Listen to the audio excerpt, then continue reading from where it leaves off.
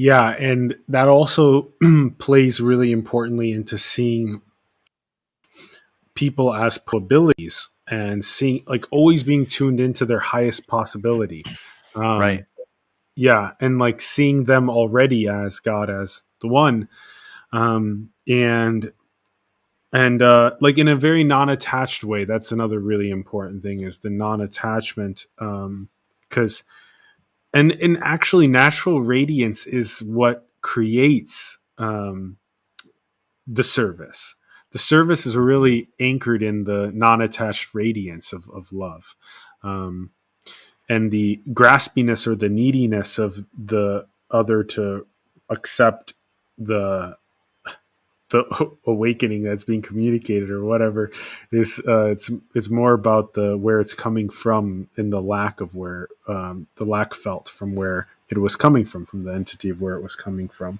um, yeah, bro, I feel so good. I feel so good about, like, I love how you love David Hawkins. Also, I feel so good about his levels of consciousness, his map of consciousness. It's just so on point. Yeah. um, yeah, and like that's another one of those like maps or symbols that we've sort of distilled and integrated, um, and I think that that's one of the other cool things is like at some point, in 5 or 10 or 20 years, like younger people will be looking at the people we've studied, and also they'll be studying us, and they'll be trying to distill out what we communicated across our books and our courses and our videos and our content. And it's almost like, yeah, it's like a responsibility to us, because that's the fractal like nature, of course. Mhm. But it's like a responsibility for us too, to to give them as much signal as possible as quickly as possible. So I think that was another point that I wanted to mention is like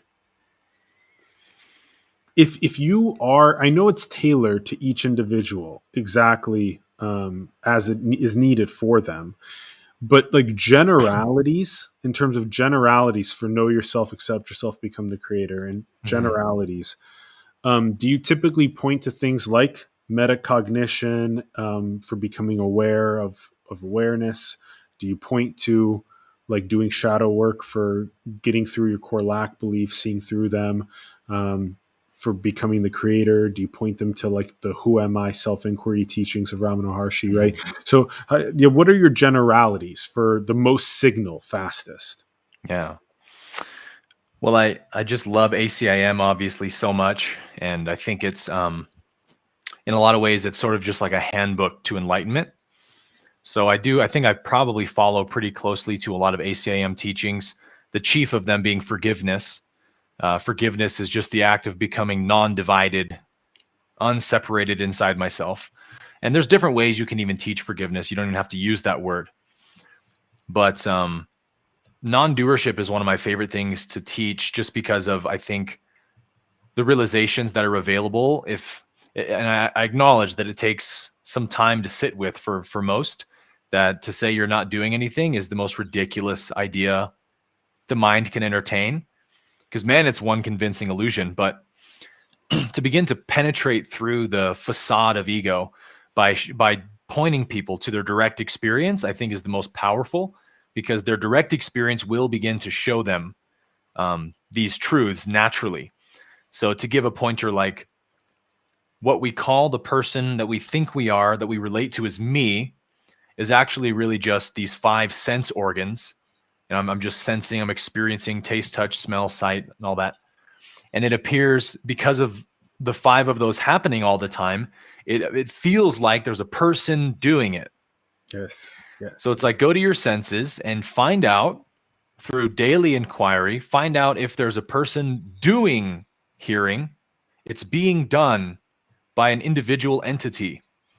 Or does it feel more accurate and honest to just say that it's sort of just happening, and there isn't anyone at the helm, like, don't hear this, just stop hearing this, right? If you're the hearer, don't hear what I'm saying.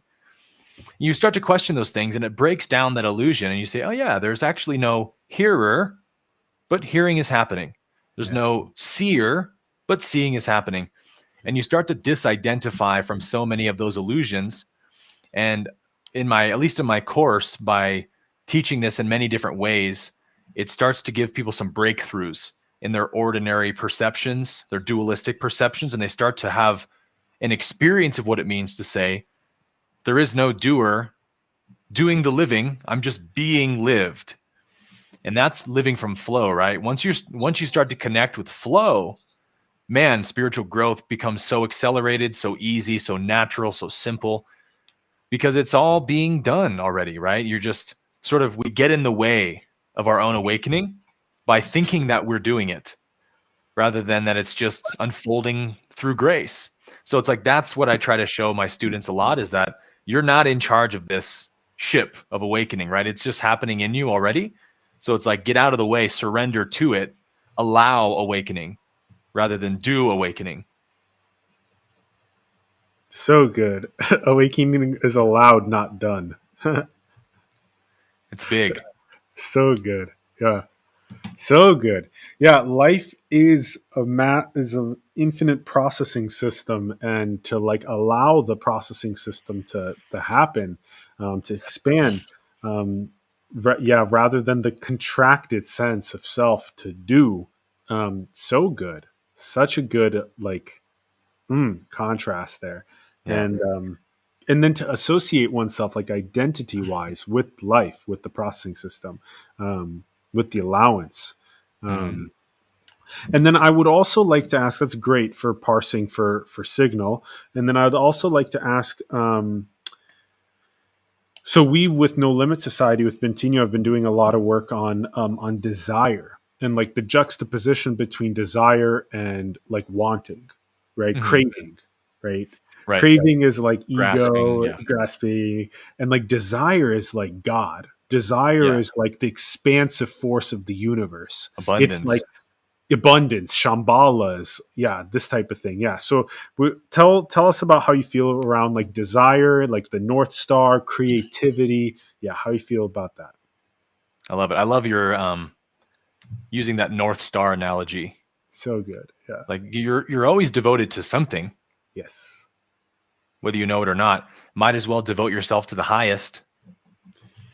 Yes, and just to play on the book that I first wrote last year called High Level Perception, the logo was a triangle with a star at the top. Nice. Right? That's because that's what it is. Like, that's the North Star perception. You're always, whatever's in that position is what is the probability space is carving itself out, how it's carving Right. it out. Yeah. Yeah. Right. Well, going back to how we were saying, let life live you, let awakening happen, get out of its way.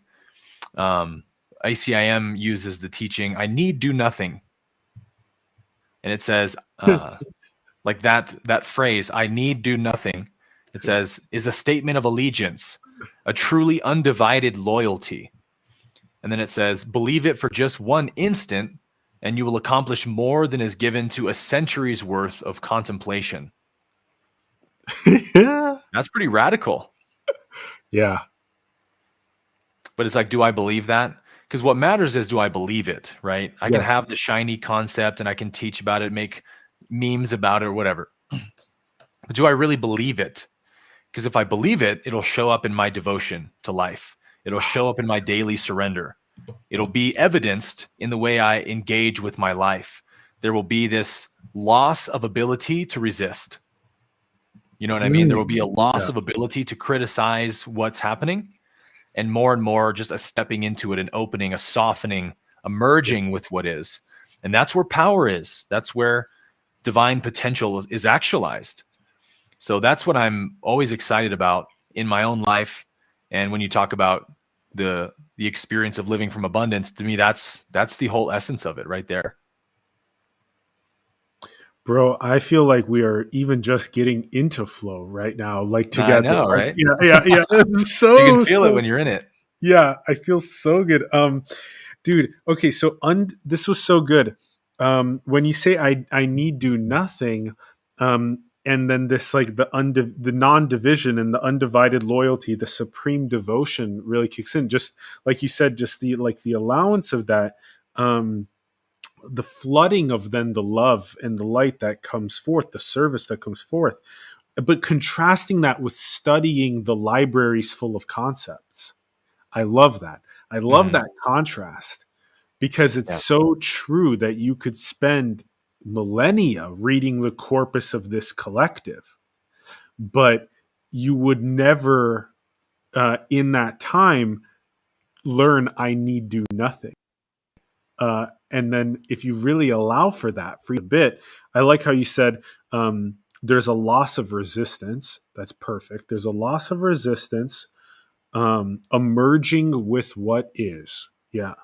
And Yeah. then I love this. I love the simultaneity the of the of the merging of what with what is, the loss of resistance to what's appearing, and also recognizing that what's appearing is just God's will of the past in the Mhm. present.